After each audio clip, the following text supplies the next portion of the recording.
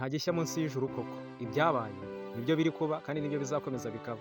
Nimwibuke mu gitabo cya Daniyeli igice cya 6 aho hashyirwagaho itegeko ryashyizweho n'umwami rishyiraho uburyo bwo gusenga n'igihe cyo gusengera naho gusenga, kandi utabikoze agomba kwicwa, ahubwo agashyirwa hehe? Umwobo wari urimo intare.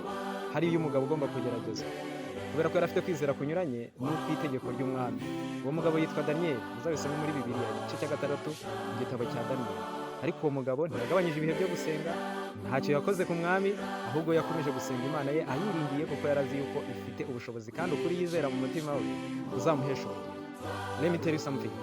Mureke isi isohoze ibyo Uwiteka yavuze, ariko mwebwe abasenga bakizera ijambo ry'Imana nimurushaho kwegera Imana, ntimucogore, kubera yuko igihe bigaragara yuko ab'isi na Satani bakomeje kurushaho kurwanya Imana, nicyo gihe ahubwo abasenga Imana nabo bagomba kurushaho kuyisenga no kuyegera cyane.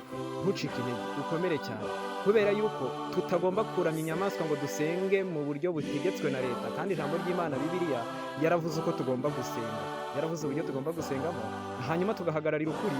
Nubwo bagushyira mu mwobo intare zikakurya, Daniyeli ntabwo zamuriye.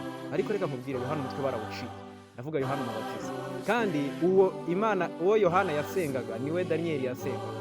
Rero ndenda kukubwira yuko Imana idatewe ubwoba no kuvuga ngo intare ziriye umuntu cyangwa ntizimuriye, ahubwo yiteguye guha imbaraga umuntu wese uzavuga ngo ntabwo nzaramya inyamaswa n'igishushanyo cyayo, nzumvira amategeko y'Imana agakiza Yesu.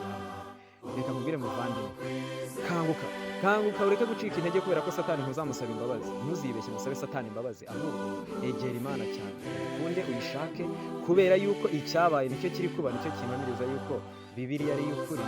Uyizere nibwo uzaba ufite urufatiro, naho ibindi bintu byose wakwizera nta rufatiro, usanga ari ibinyoma.